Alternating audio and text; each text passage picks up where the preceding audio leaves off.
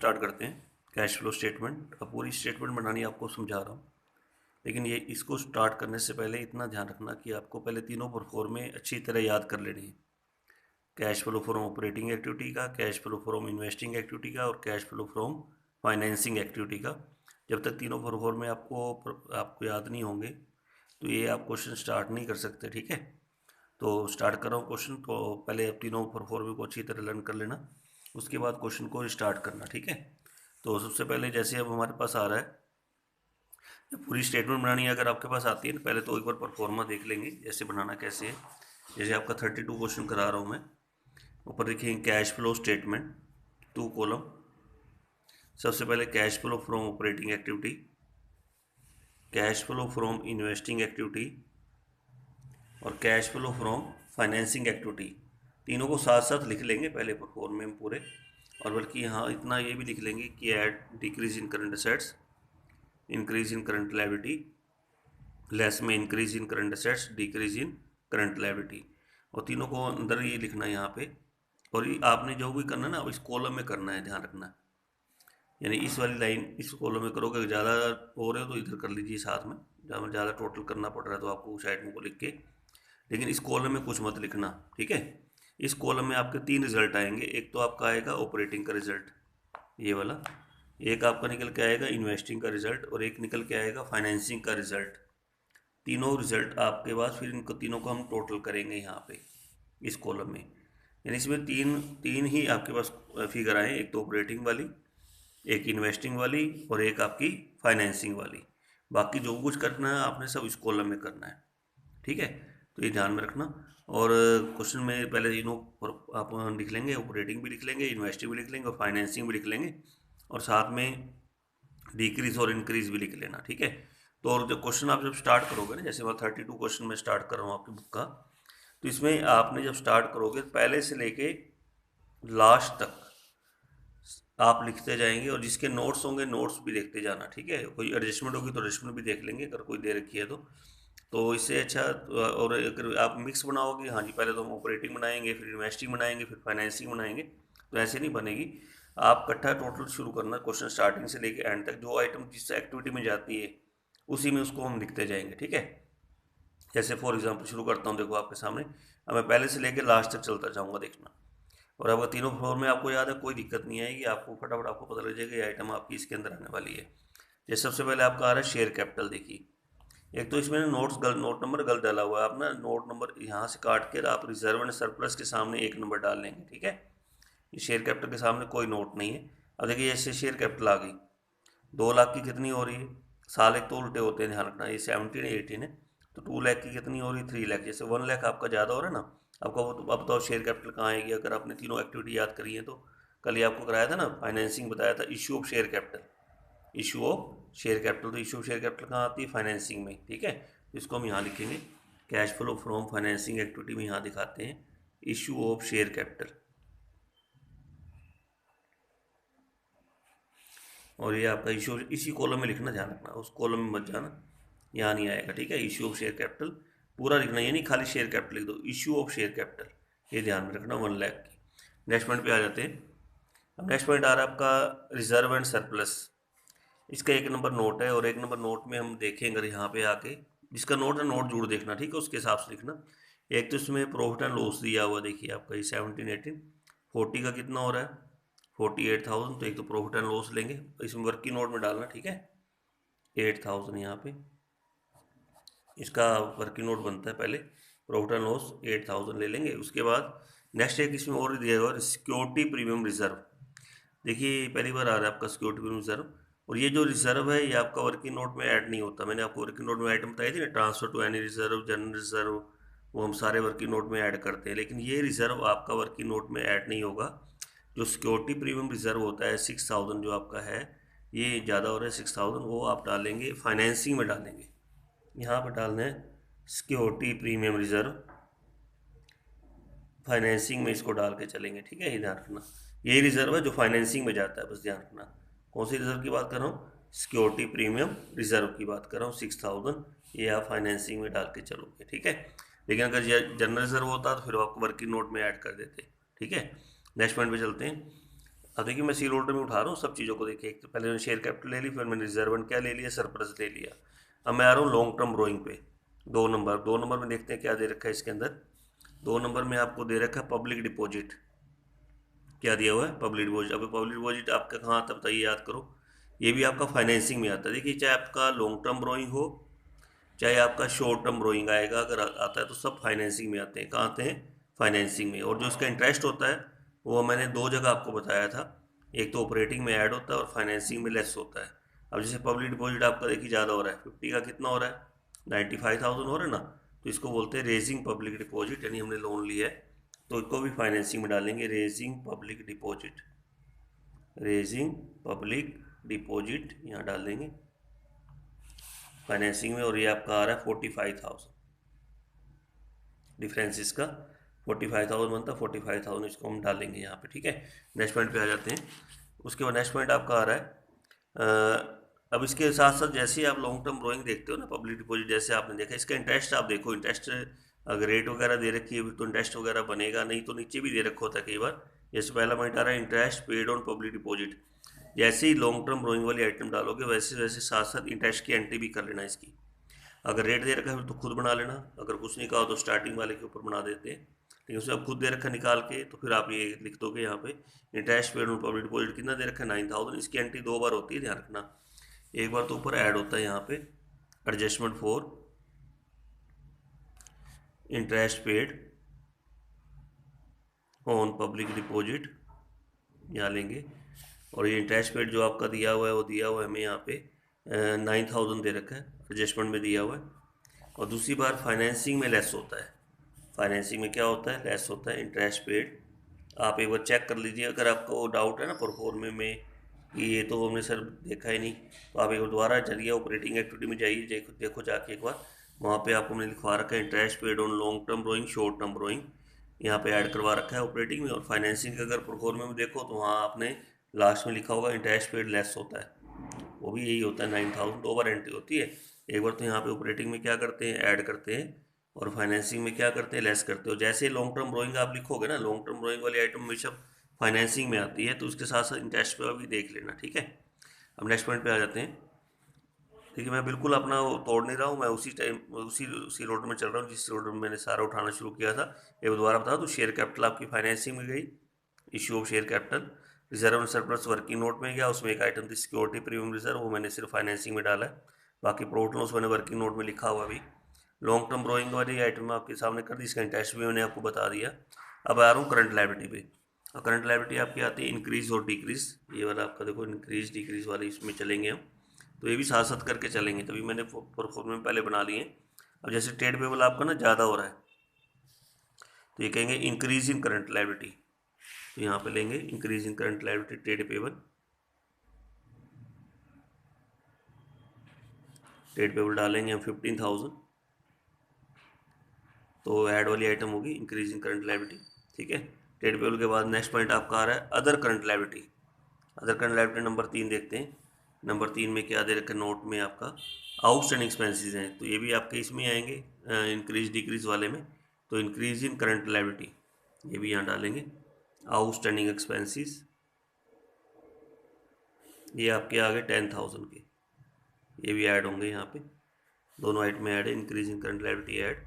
ठीक है, अभी देखो अब आपकी एक साइड कंप्लीट होगी पूरी। और एक चीज़ और भी ध्यान रखना, एक और आपको चीज़ बताता हूँ। जो इक्विटी और लायबिलिटी वाली आइटमें हैं ये या तो आपकी ऑपरेटिंग में जाती है या आपकी जाएंगी फाइनेंसिंग में।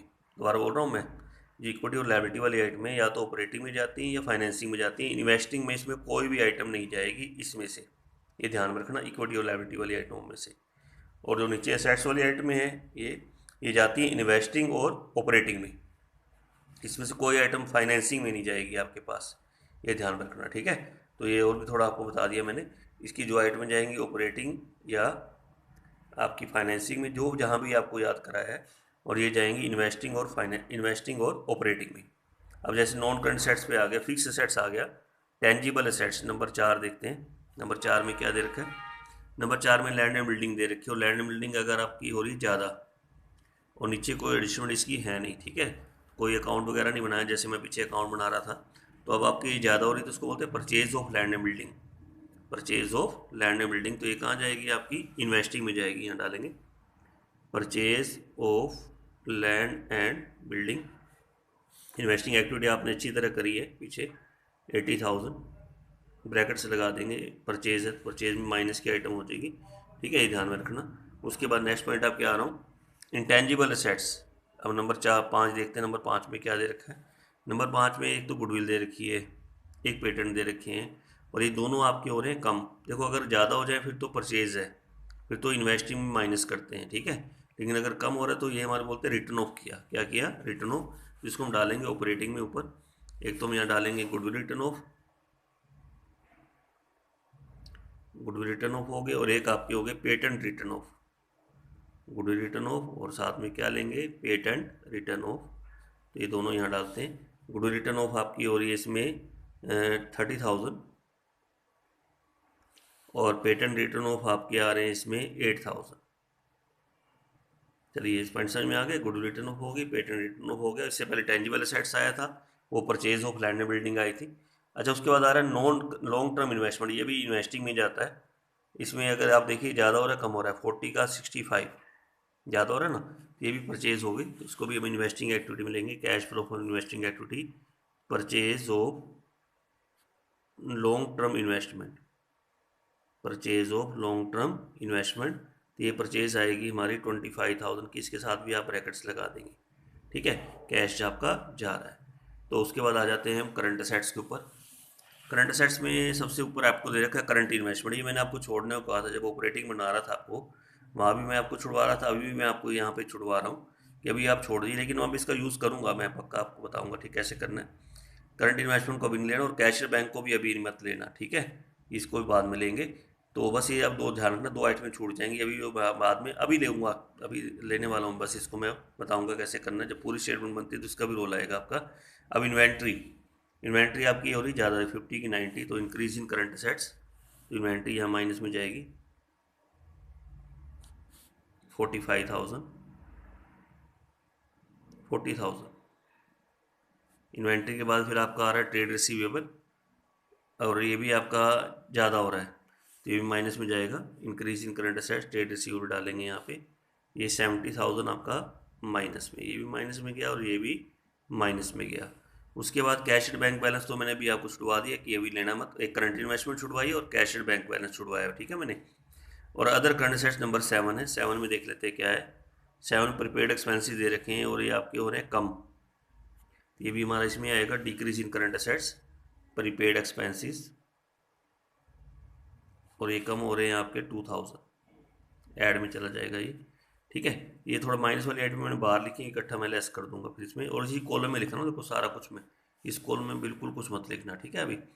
अब उसके बाद हम लेंगे यहाँ पे एक नीचे एक पॉइंट दे रखा है, बाकी सब पॉइंट मैंने कर लिए हैं।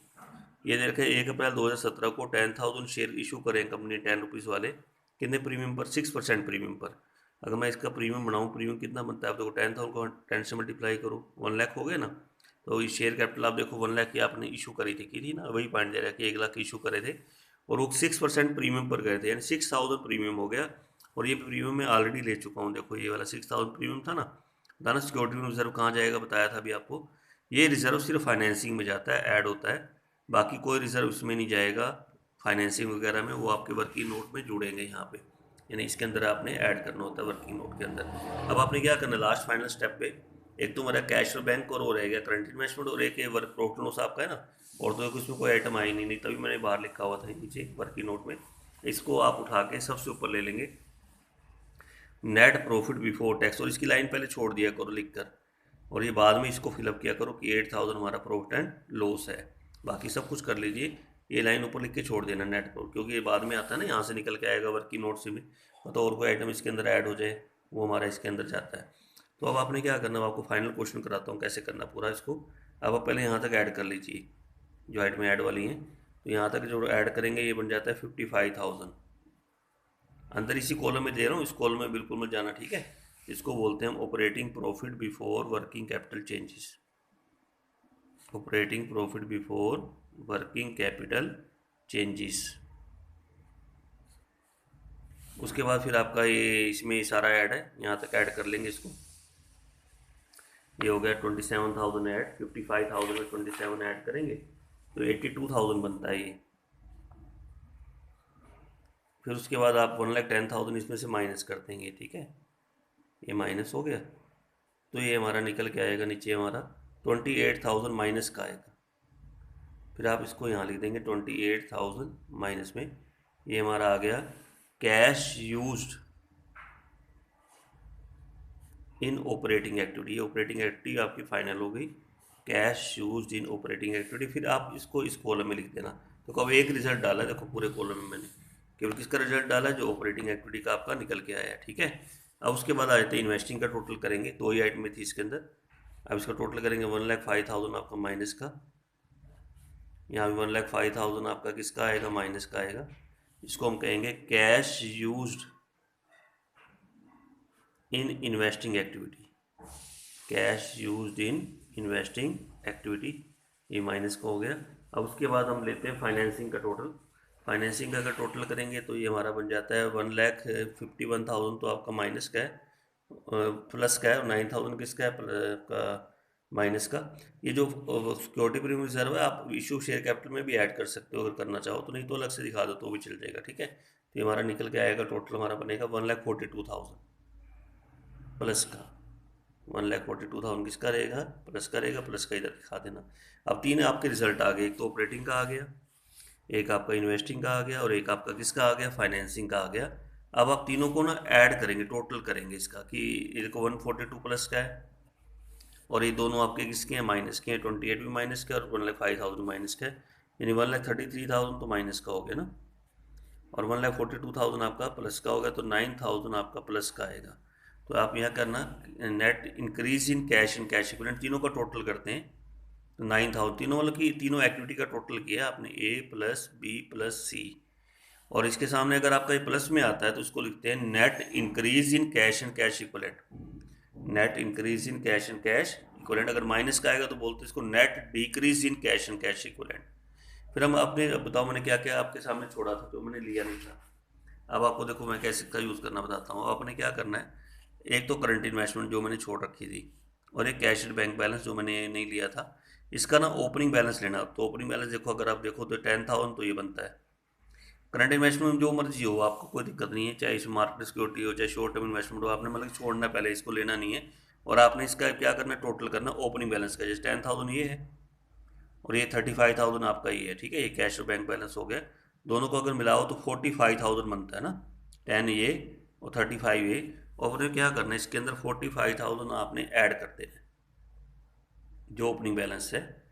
इस बैलेंस के अंदर जो 9,000 आपका बैलेंस तीनों का टोटल आया, ऑपरेटिंग इन्वेस्टिंग और फाइनेंसिंग का, और इसके अंदर आपने ओपनिंग वाले बैलेंस को ऐड कर दिया। किस किस का ओपनिंग बैलेंस लेना है, ये बोलते हैं cash and cash equivalent at the beginning, cash and cash equivalent at the beginning. तो बिगिनिंग वाले में एक तो करंट इन्वेस्टमेंट और एक कैश और बैंक बैलेंस, दोनों का ओपनिंग बैलेंस आप इसके अंदर ऐड कर देंगे। ऐड करके तो ये क्लोजिंग बैलेंस आपका खुद निकल के आ जाएगा 54,000, ये आएगा cash and cash equivalent at the end, cash and cash equivalent at the beginning और cash and cash equivalent at the end 54,000 बनता है अगर मैं ऐड करूं। और यहाँ आपने चेक करना है कि ये क्लोजिंग वाला 54,000 आता है या नहीं आता। देखो करंट इन्वेस्टमेंट कितनी है 15,000, कैश और बैंक बैलेंस कितना है 39,000, मैं दोनों को ऐड करूँ तो दोनों का टोटल आपका 54,000 बनता है। देखो ये 54,000 आपका बन गया दोनों का टोटल, ठीक है। तो इधर 54 आ रहा है, उधर से 54 मिला लिया मैंने। एक मत कहना यहाँ से मिलाने का तरीका नहीं है, पता क्या होता है, हमने तीन एक्टिविटी बनाई, तीनों एक्टिविटी से कैश निकाला, इसमें कैश चला गया, इसमें भी कैश चला गया, इसमें कैश हमारे पास आ गया, और तीनों एक्टिविटी से हमारे पास 9,000 इकट्ठा हो गया। 45,000 हमारे पास पहले पड़ा हुआ था बुक के अंदर, और टोटल मिला के हमारे पास कितना हो गया टोटल इस टाइम 54,000 हमारा टोटल हमारा बन के आ गया। ये पार्ट होता है इसका ऐसे करके। तो ये क्वेश्चन था आपका, समझ में आ गया होगा आप सबको क्वेश्चन।